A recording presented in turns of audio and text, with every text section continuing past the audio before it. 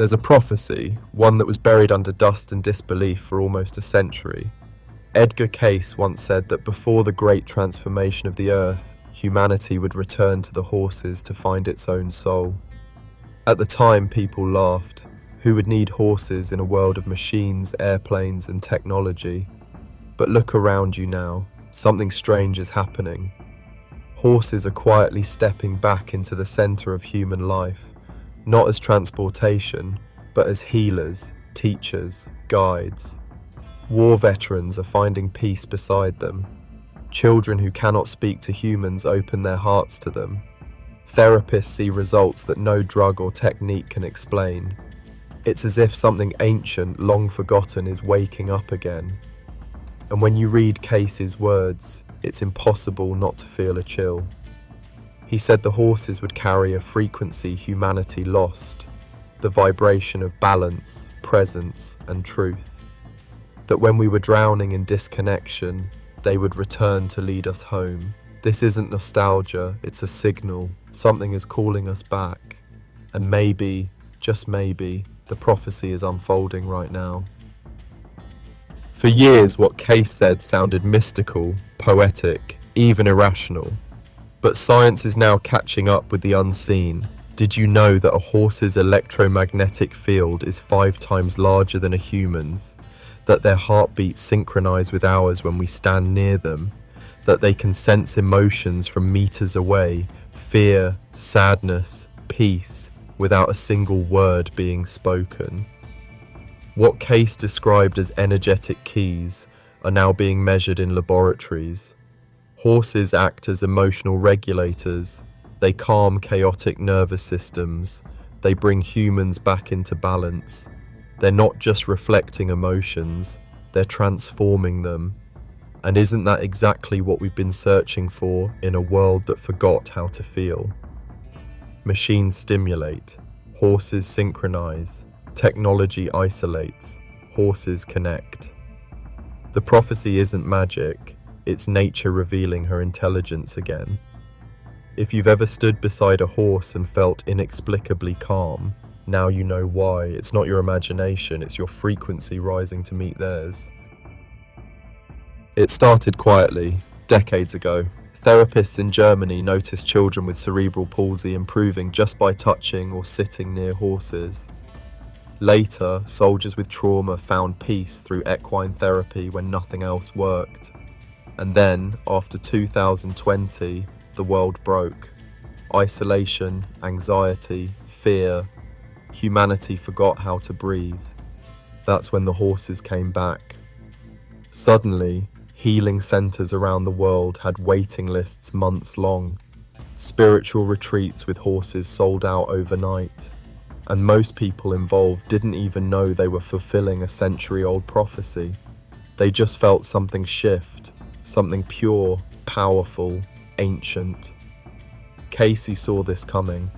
He said, "The horses will be the first teachers of the new age." And now, they're teaching us the most important lesson of all, how to be human again. If you want to hear more stories like this one, subscribe right now, because what comes next will change how you see life itself. Since the dawn of civilization, humans and horses have shared a sacred bond. The Celts saw them as guides between worlds. The Greeks believed white horses carried souls to the realm of the gods. In India, horses symbolized the untamed spirit transformed into divine power. In Tibet, the wind horse represented the mind's ability to move energy through the universe. Across continents, one truth repeated itself.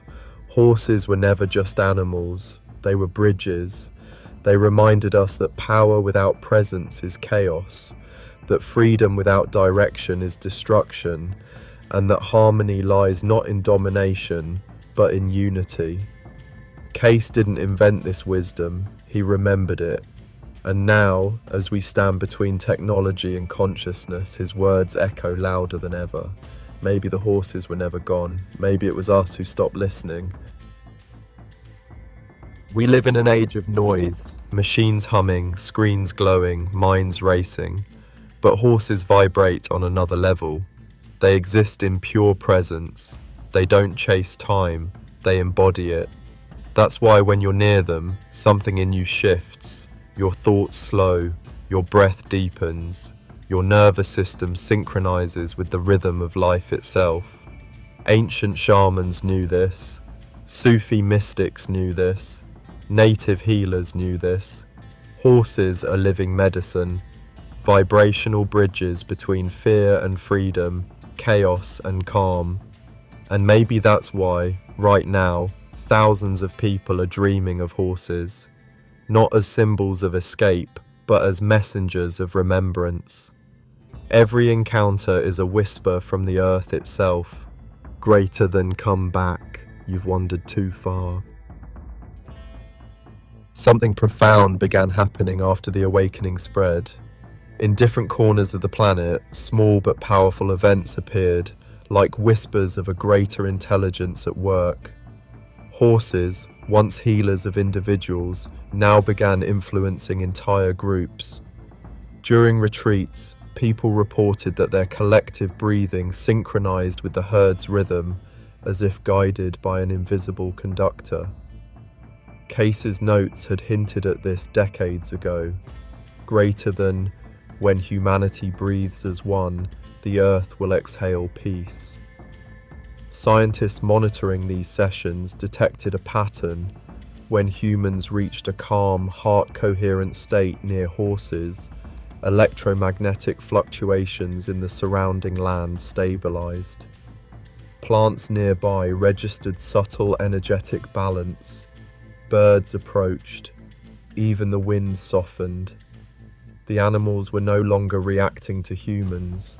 They were responding with them. Every heartbeat, every quiet exhale seemed to ripple into the environment. This wasn't spirituality anymore. It was the living science of connection. A network of harmony slowly emerging through ordinary people, remembering how to feel, how to listen, how to be. Horses had started the movement, but now other species joined. Dogs lying in meditation circles, whales altering their songs when groups prayed over the ocean, wild deer approaching without fear. The message was simple but vast. When humanity remembers its place in the web of life, all life responds.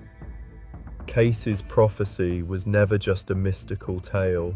It was a blueprint for planetary healing, one that begins inside the human heart and radiates outward. The silent messengers are everywhere now. They've always been. We just had to become quiet enough to hear them again. Cayce's prophecy wasn't about animals, it was about us. He saw a fork in the road. One path, humans merging with machines.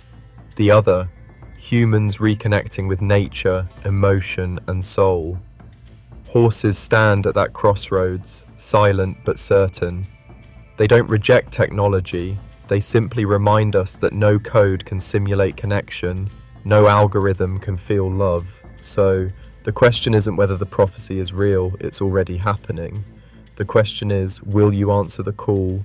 Will you let the horses remind you what it means to be alive? Because maybe that's what they came here for.